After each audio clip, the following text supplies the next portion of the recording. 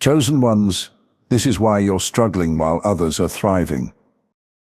You've been praying, you've been fasting, you've been faithful, you've stayed up late talking to God, while others sleep, crying over bills you can't pay, dreams you can't reach, and promises that feel like they've been delayed. You look around and wonder, why does it feel like everyone else is rising while you, the one who loves God with all your heart, are stuck in survival mode? There's something deep inside you that knows you're different, not better, not more important, but called, you've felt the hand of God on your life. Since you were young, you've walked away from things others chase because you knew God had a purpose for you. But now, you're tired, you're gifted, but broke. You have a vision, but no provision. You have a heart full of purpose, but pockets that feel painfully empty. And you're starting to ask yourself, Lord, did I miss it? But I came to speak into that silence today. I came with a word that's going to pull back the veil on what you've been going through. Because you're not broken, you're being built. There's a reason why the chosen ones, the ones God marks, the ones He calls, often walk through seasons of lack. And it's not because you're cursed, it's because you're carried by the hand of a God who is doing something deeper than your bank account. He's preparing your spirit for the weight of your calling. Don't walk away. What you hear today might just change your life forever. Part 1. God is training you in the wilderness before the wealth. Before God ever gives a chosen one the promise, He takes them through a process, and that process almost always includes a wilderness season. A season of obscurity, silence, and struggle. Not because God is cruel, but because He is careful. He doesn't build kings on comfort. He builds them in caves. He doesn't raise prophets in palaces. He trains them in the wilderness. You might be looking at your life right now and wondering why you're still stuck in a place that looks nothing like the promise God spoke over you. You're watching others pass you by. You're seeing people win who didn't pray like you, sacrifice like you, or even live right like you. And yet here you are, called, chosen, faithful, and broke. But hear me, child of God, your wilderness is not a prison, it's a classroom. God is teaching you lessons in lack that you could never learn in luxury. Look at Moses. He spent 40 years in the wilderness before he ever stood before Pharaoh. Look at David, anointed king, but back to the sheep pasture. Look at Joseph, dreamed greatness, but thrown into a pit, sold as a slave, forgotten in a prison. Every one of them was chosen. Every one of them was destined for greatness. And every one of them was trained in the wilderness. Why? Because God knows that if He gives you the wealth before He gives you the wisdom, the blessing can destroy you. If He gives you the platform before the pruning, the spotlight will crush you. There are some things you can only learn in the fire, and there are some strengths you can only gain when everything else has been stripped away and all you have left is God. Deuteronomy 8:2 says, "Remember how the Lord your God led you all the way in the wilderness these 40 years, to humble and test you in order to know what was in your heart, whether or not you would keep His commands." Did you catch that? God led them into the wilderness. Not the enemy, not their sin. God did, because He needed to humble them, to test them, and to prove them ready for what was next. If you're broke right now, if you're hidden, if you feel forgotten, don't panic. God hasn't lost your file in heaven. You're not being punished, you're being prepared. He's training your hands for war and your heart for stewardship. He's letting you feel what it's like to depend on daily manna, so that when the promised land flows with milk and honey, your worship will be pure. You're in the wilderness, not because you're weak, but because God is strong enough to lead you through it. He knows what He's doing. And if you stay faithful, if you keep walking, if you keep trusting, the same God who trained you in the dry place will bring you into a land of overflow. You're not stuck, you're being shaped. And when this wilderness season is over, you won't just have wealth, you'll have the wisdom to handle it. Part 2. The test of integrity. Will you worship gold or God? God is not just concerned with what He gives you, He's concerned with what the blessing will do to you. Before He ever pours out abundance, He checks your foundation. He tests the motives of your heart. And one of the most intense ways he does that is through lack, through delay, through financial struggle. Because it's in that pressure that true character is revealed. So many people can look holy when the bank account is full. They can praise when the bills are paid, tithe when there's extra, serve when it's easy. But when the money dries up, that's when the real test begins. That's when the idols are exposed. That's when we find out, are you following God for who He is or for what He gives? Matthew 6:24 says, "No one can serve two masters. Either you will hate the one and love the other, or you will be devoted to the one and despise the other. You cannot serve both God and money." That verse isn't a suggestion, it's a spiritual law. And the reason many chosen ones are broke is because God is doing surgery on the soul. He's removing the hidden attachments to money, status, and security. He's making sure you are devoted to Him, not distracted by the gifts. You see, money is not evil, but the love of it is. And it's so easy to start out right and end up wrong. You start pursuing God, but if you're not careful, over, you start pursuing what He can give you. That's why some people blow up overnight and burn out just as fast, because what they built was on ambition, not obedience. Chosen ones go through the fire because God cares more about who you become than what you acquire. He will withhold a financial blessing if it means saving your soul. He will delay the breakthrough if it means protecting your integrity. Because a pure heart is worth more than any dollar amount. And in the kingdom of God, your heart is your currency. Look at Job. He was righteous, blameless, and still lost everything. Why? Because God was proving that Job didn't worship Him for the blessings, he worshipped Him because he was God. And when Job passed the test, God restored double what he had lost. But the restoration only came after the test. God had to prove Job's heart. When you're chosen, you don't get to skip this test. God will ask you, will you still praise me when I strip it away? Will you still trust me when the numbers don't add up?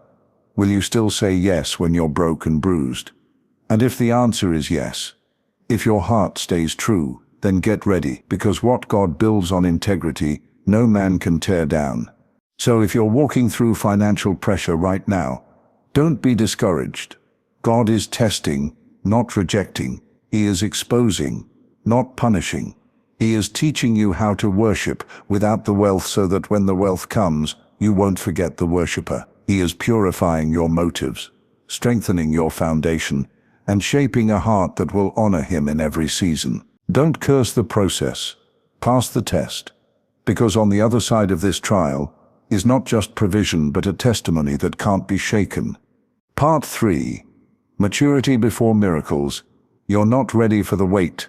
There are some blessings God will never release until you grow up. Not because He's withholding good from you, but because He refuses to let a blessing become a burden. God is a father, not a genie. He doesn't hand out miracles to impress you. He gives them to equip you. And sometimes, you're not broke because you're doing something wrong. You're broke because God is still working on who you are before He blesses what you have. Imagine giving a child the keys to a luxury car. That car is not evil, but without maturity, it becomes deadly. That's how wealth works in the kingdom. It looks like freedom, but without spiritual maturity, it can lead you straight into destruction. The delay you're facing right now is not rejection, it's protection. God is saying, I won't give you what you want until you become who I need. Look at the prodigal son in Luke 15. He wasn't wicked, he was immature. He asked for his inheritance too soon, and because he wasn't ready, he wasted it. He wasn't ready for wealth because he hadn't yet learned the wisdom. The money didn't ruin him. His own immaturity did. And God, in His mercy, won't let you fall into that trap. He would rather have you frustrated for a season than destroyed for a lifetime. You might be praying for breakthrough, but God is shaping your backbone. He's developing endurance, humility, self-control, He's teaching you how to budget before he multiplies, how to honor him with little before he gives you much. Luke 16:10 says, "Whoever can be trusted with very little can also be trusted with much." That's not just about finances, it's about faithfulness. Can God trust you? Can he trust you to tithe when your income is small? Can he trust you to give even when it hurts? Can he trust you to remain grateful when others are flexing their highlight reels and you're in the shadows with a dream and no dollars? Because that's where he matures you. Not on stages, but in secret. Not in abundance, but in the quiet discipline of choosing him daily. Sometimes God is holding the miracle until your character catches up. And when you finally step into that season of overflow, you'll look back and thank him. You'll realize the waiting was training. The struggle was strength. And the delay was your deliverance from a blessing you couldn't handle yet. So don't despise the season of not yet. Don't despise the frustration. Let it grow you. Let it stretch you. Because when maturity comes, the miracles will follow. And not will you receive the blessing, you'll know how to steward it for his glory. Part 4. Warfare over wealth. The enemy fights your finances. Some of you are not broke because you lack faith, wisdom, or effort. You're broke because you're in a battle. There is a war raging over your destiny, and one of the enemy's favorite battlegrounds is your finances. He knows that if he can choke your resources, he can distract you, discourage you, and in some cases, even derail you from walking in your calling. What you're facing isn't just economic, it's spiritual. The devil is not threatened by people who live comfortable, quiet lives, focused only on themselves. But the moment you rise up and say, "God, use me," you put a target on your back. When you commit to being a vessel for the kingdom, to fund missions, support the poor, build ministries, break generational curses, the enemy takes notice, because a blessed believer is a dangerous believer. A chosen one with wealth becomes a weapon in the hands of God. Ephesians 6:12 reminds us clearly, "For we wrestle not against flesh and blood, but against principalities, against powers, against the rulers of the darkness of this world, against spiritual wickedness in high places." So why are you surprised when the warfare increases? Why are you questioning your calling just because your finances are under attack? The enemy doesn't waste bullets. He doesn't fight what isn't a threat. So if you're feeling pressed, if you're feeling like your money is always under pressure, if there's keep closing and delays keep happening, it might be a sign that you're more dangerous than you realize. But hear this loud and clear. Just because you're in a battle doesn't mean you've lost. In fact, the battle is proof that you're walking towards something powerful. Daniel fasted and prayed for 21 days. But his answer was delayed not because God didn't hear, but because there was warfare in the heavens. The angel told Daniel in Daniel 10:12-13, "From the first day that you set your heart to understand and to humble yourself before your God, your words were heard. But the prince of the Persian kingdom resisted me 21 days. Your prayers are heard. Your cries are reaching heaven. But sometimes the release is held up because there's a battle happening in the unseen realm. And that's why you can't afford to stop praying. You can't afford to let go of your faith. You can't afford to believe the lie that you're cursed when you're actually chosen. The enemy knows that if he can frustrate you long enough, you might forfeit the fight. But don't let him win. Stay planted.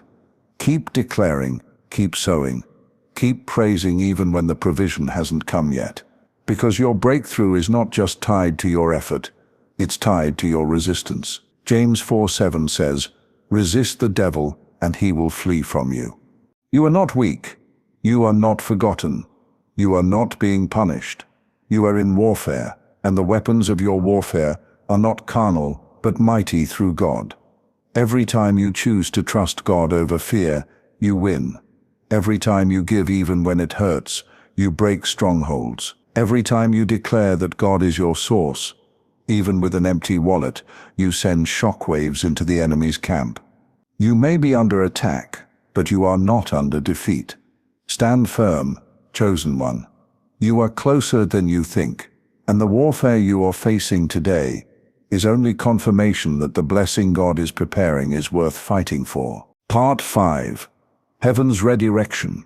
When God blocks your plans to build His. Sometimes, being broke isn't about the devil. It's not about your immaturity. It's not even about being tested. Sometimes, God Himself shuts doors that look good to you, because they don't lead to Him. When you're chosen, God doesn't just care about your comfort. He cares about your calling, and if it takes financial pressure to reroute you, He will use it to get your attention. You had a plan, a career path, a business strategy. You had it all figured out, but somehow, every door you knocked on stayed closed. The opportunities slipped through your fingers. What looked like breakthrough turned into disappointment. And now you're left wondering, Lord, did I mess this up? But here's the truth. God will let what you want collapse, if it means keeping you on the path to what He planned. He'll block good things if they distract you from God things. He'll stop the income if it's attached to a compromise. He'll pull you out of the crowd so He can speak to you in silence. Colossians 3:2 says, "Set your minds on things above, not on earthly things." But if your focus drifts, God has a way of clearing the distractions, and sometimes that means cutting off the money you thought you needed. Remember Jonah? He had a calling, but he went in the opposite direction. God didn't destroy him. He redirected him. He allowed a storm. He allowed Jonah to be thrown overboard, not to him, but to realign him. Some of your financial storms are not an attack. They're a redirection. God is turning your face back to Him. He's shifting your focus from hustle to holiness. He's showing you that your success must be built on surrender, not strategy. You're not just a business person. You're a builder in the kingdom. And God won't let you succeed in something that takes you away from Him. So if you're in a dry place right now, if the money has slowed down, if the plans have been halted, pause and ask, Lord, is this your redirection? Because He may be saving you from years of walking in circles just to bring you back to the assignment He whispered into your heart when no one else was listening. When God redirects, it's always out of love. He knows where your true treasure lies. And sometimes, He has to remove your plan to reveal His trust, that the lack you're feeling is not the absence of His hand, but the guidance of His heart. Part 6. God is breaking generational curses through you. You didn't just inherit your eye color or your height. Some of you inherited cycles. Poverty cycles, fear cycles, financial confusion, mismanagement, debts, scarcity mindsets. And God, in His sovereign grace, looked at you and said, enough. He chose you to be the curse breaker, and that's why it's been so hard. You're not just fighting for yourself, you're fighting for your bloodline. You're fighting for children not yet born. You're pushing against patterns that have been in your family for generations, and the pressure you feel is the weight of that assignment. Galatians 3:13 says, Christ redeemed us from the curse of the law by becoming a curse for us. The curse is broken in the spirit, but it has to be walked out in your decisions. And that's where the struggle comes in. Because breaking a cycle isn't just spiritual, it's sacrificial. You have to make choices your parents never made. You have to think differently, plan differently, believe differently.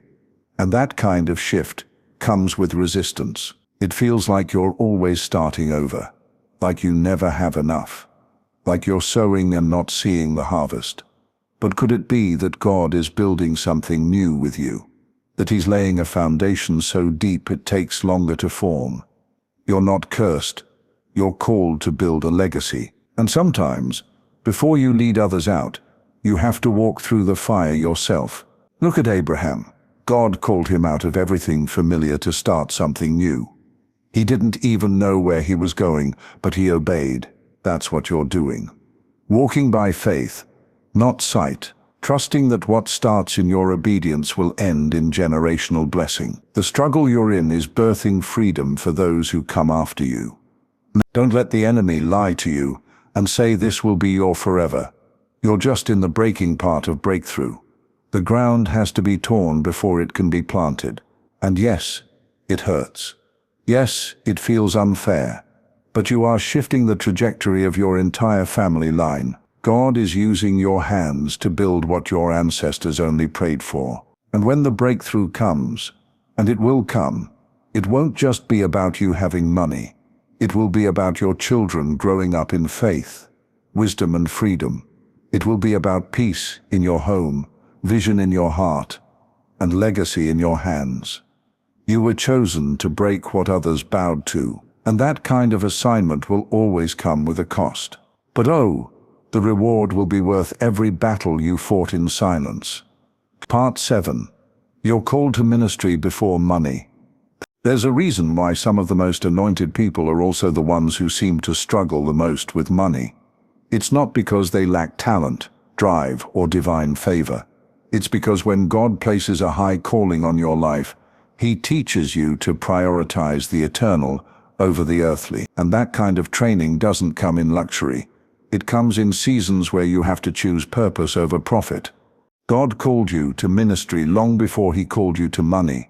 He placed His Spirit in you, not to make you famous, but to make you faithful.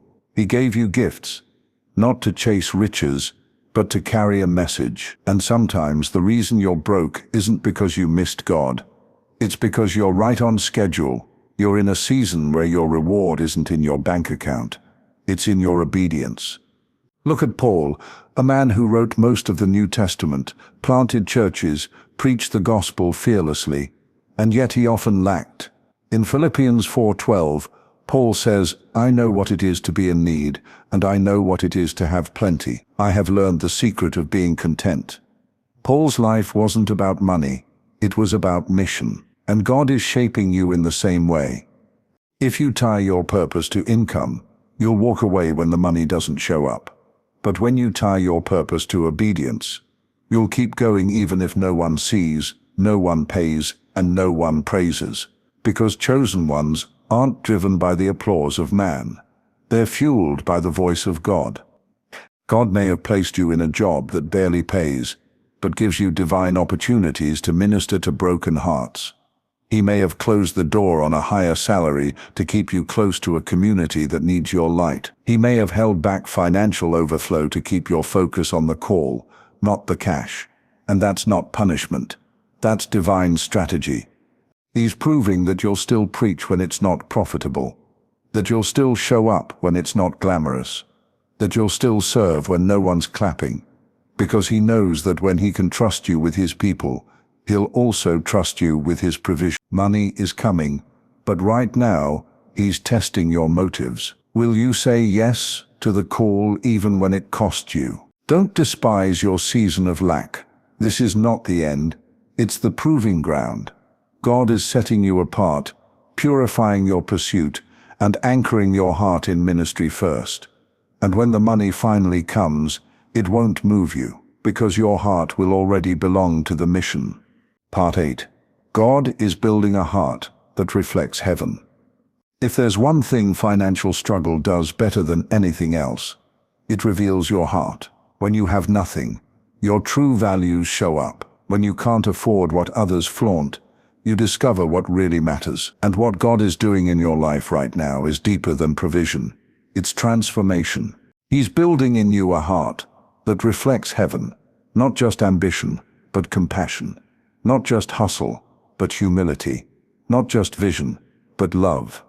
And the truth is, many times, God allows His chosen ones to be broke so they can learn what money can never teach: how to care, how to see, how to serve, how to give, without expecting anything in return. 2 Corinthians 1:4 says, "He comforts us in all our troubles so that we can comfort others." You can't comfort what you haven't carried. You can't minister to pain you've never felt. And if you've never cried over an empty fridge, if you've never prayed through late rent, if you've never stood in faith when everything was falling apart, how will you know how to reach the broken? God is letting you walk through financial fire so you can come out refined, not just rich. So you can carry empathy, not just education. So you can sit with someone who's hurting and say, I know what that feels like. But let me tell you what God did for me. This is where He makes you usable. This is where He makes your heart tender again. Because too much comfort can harden compassion.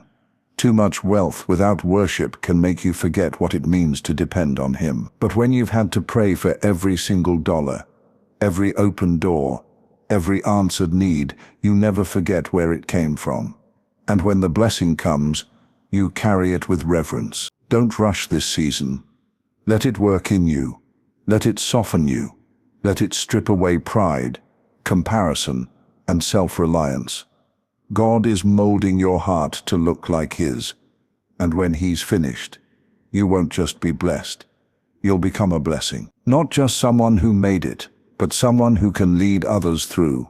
Because when your heart looks like heaven, your hands will be ready for harvest. And God doesn't just bless people who chase money. He blesses those who carry His heart. That's who you're becoming. That's why it's been hard. And that's why it's going to be worth it. Conclusion. You are not broke. You are becoming. Listen to me. This isn't the end of your story. This is the middle. The part where it hurts. The part where it feels uncertain. The part where the prayers seem to hang in the air. Anna. But this is also the part where God is doing His deepest work. He's not punishing you. He's preparing you. You've cried. You've asked Him why. You've looked at others prospering, and you've wondered if you were forgotten. But God didn't forget you. He chose you. And when God chooses someone, He sets them apart. He allows the pressure. He allows the pruning, because He's building something in you that money could never buy. You are being shaped into a vessel of wisdom, of strength, of compassion, of resilience. You are being trained to carry weight. You are being positioned for purpose. And one day soon, you'll look back and realize that this season of lack wasn't lack at all. It was alignment. It was heaven's strategy to make sure your heart was in the right place before the blessing arrived. Don't quit. Don't despise this process. Don't curse your calling just because it's come with a cost. You were never meant to look like the crowd. You were meant to walk a road rude would choose, so you could carry what few can hold. You're not behind. You're not broken. You're not empty. You're being built. And when the breakthrough comes, and it will come, you won't just be richer. You'll be stronger. You'll be wiser. You'll be more rooted in God than ever before. You'll carry not just finances, but fire. Not just wealth, but worship. Not just success, but substance. This is the season where everything in you is being refined. The vision is being clarified. The distractions are being removed. And your spirit is learning how to rely on God completely. So lift your head, chosen one. You are not broke. You are becoming everything God ordained you to be. The process is painful, but the promise is sure. And when God finishes what He started in you, the testimony will be greater than the trial. The weight of glory will be heavier than the weight of lack. And your story will give hope to those still walking through their own wilderness. Trust the process. Stay faithful. God is not done with you yet.